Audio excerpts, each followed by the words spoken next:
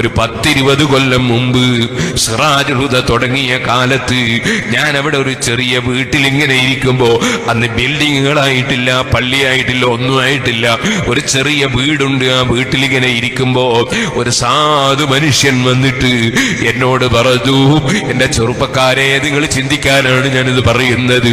അദ്ദേഹം പറഞ്ഞു, ഉസ്താദേ, നിങ്ങൾക്ക് എന്നെ അറിയാമോ? എനിക്ക് പെട്ടെന്ന് മനസ്സിലായില്ല. എനിക്ക് അദ്ദേഹത്തിന്റെ പേര് പറഞ്ഞു തന്നു. എന്നിട്ട് പറഞ്ഞു, നിങ്ങൾ ഓതിപ്പടിച്ച പുല്ലൂക്കരയിലാണ് ഞാൻ. എന്നിട്ട് പേര് പറഞ്ഞു തന്നപ്പോ അതാ എനിക്ക് അദ്ദേഹത്തെ ഓർമ്മ വന്നു. അദ്ദേഹത്തിന്റെ വീട്ടിൽ ഞാൻ അദ്ദേഹത്തിന്റെ ഗ്രഹപ്രവേശനത്തിന് പോയിട്ടുണ്ട് എന്റെ ഉസ്താദിന്റെ കൂടെ. സുബ്ഹാനല്ലാഹ്, അന്ന് അത്രയും പ്രൗഢിയുള്ളൊരു വീട് ആ രാജ്യത്തില്ല, നാട്ടിലില്ല.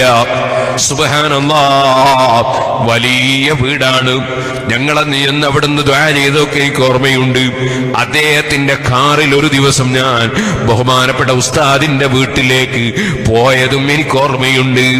സുബ്ഹാനല്ലാഹ്, അദ്ദേഹവുമായി എനിക്ക് പരിചയമുണ്ട്. അദ്ദേഹം എന്നോട് പറഞ്ഞു, എന്റെ ഇപ്പോഴത്തെ അവസ്ഥ നിങ്ങളറിയോ? എന്റെ വീട് ഞാൻ വിറ്റുപോയി. എനിക്ക് ഒരുപാട് വാഹനമുണ്ടായിരുന്നു, ബസ്സുണ്ടായിരുന്നു, വിറ്റുപോയി. എനിക്ക് ഖത്തറിൽ വലിയ ബിസിനസ് ഉണ്ടായിരുന്നു, എല്ലാ ബിസിനസ്സും പോയി. ഇപ്പോൾ ഞാൻ നിങ്ങളോട് പറയട്ടെ, ഞാൻ അങ്ങകലെ ഒരു സ്ഥലത്ത് താമസിക്കുകയായിരുന്നു ഭാര്യ മക്കളോടുകൂടെ. ഇപ്പോൾ ആ ഭാര്യയും മക്കളും കുറ്റ്യാടി ടൗണിൽ നിൽക്കുന്നുണ്ട്. എന്റെ വീട്ടിലുള്ള അതാ കട്ടിലും, ചെറിയ കട്ടിലും, അതുപോലെ തുടങ്ങിയിട്ടുള്ള വസ്തുക്കളും പായയും പുതപ്പുമൊക്കെ അതാ ഒരു വണ്ടിയിലുണ്ട്. തൽക്കാലം അതൊന്ന് എനിക്ക് ഇറക്കി വെക്കാൻ നിങ്ങളൊരു സ്ഥലം സൗകര്യം ചെയ്യുമോ? ഞാനിത് കേട്ടപ്പോൾ അന്താളിച്ചു പോയി. ഞാനിങ്ങനെ ചോദിച്ചു, എന്താണ് ഇങ്ങനെ സംഭവിക്കാൻ കാരണം?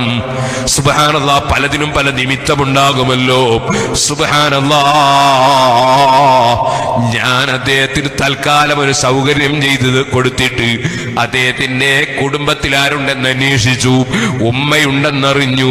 ഞാൻ ഉമ്മയുടെ സമീപത്തൊരാളെ പറഞ്ഞയച്ചു. എന്താണ്? സുബ്ഹാനല്ലാഹ്, നല്ല പ്രൗഢിയുള്ള വീട്ടില് താമസിക്കുമ്പോ ഉമ്മാനോട് എന്തോ അതബ് കേട് പറഞ്ഞുപോയി. ഉമ്മാമ ചെറിയ കുട്ടിയെ നിലത്ത് വെച്ചപ്പോൾ ഉമ്മാമയോടൊരൽപ്പം കസർത്ത് സംസാരിച്ചു പോയി. ഉമ്മ ആ വീട്ടിന്റെ മുറ്റത്തോ മറ്റോ തുപ്പിപ്പോയപ്പോൾ അതിനെ വല്ലാത്ത ഗൗരവത്തിൽ ചോദിച്ചു പോയി. ഇങ്ങനെ ഒരു സംഭവം നടന്നുവെന്ന് ഞാൻ അദ്ദേഹത്തിൽ മനസ്സിലാക്കിയപ്പോ ഞാൻ എന്റെ ഒരു സ്നേഹിതനെ ഉമ്മാന്റെ സമീപത്തേക്ക് പറഞ്ഞേച്ചിട്ട് ഉമ്മാനോട് പൊരുത്തപ്പെട്ടു കൊടുക്കാൻ ആവശ്യപ്പെട്ടു. എന്റെ ചെറുപ്പക്കാരെ, ഉമ്മ ബാപ്പയുടെ പൊരുത്തം അതൊരു വലിയ കാര്യമാണ് കേട്ടോ, വലിയ സംഗതിയാണ് കേട്ടോ. നമ്മൾ എത്ര വലിയ ഡോക്ടറായാലും, എഞ്ചിനീയർ ആയാലും, പണ്ഡിതനായാലും, എത്ര വലിയ പണക്കാരനായാലും, എത്ര വലിയ അധികാരിയായാലും ഉമ്മ ബാപ്പമാരെ വല്ലാതെ പരിഗണിക്കണം കേട്ടോ. അവരെ പൊരുത്തം വേണം കേട്ടോ. അത് ദുനിയാവിലേക്കും ആഖിറത്തിലേക്കും വലിയ സമ്പാദ്യമാണ്.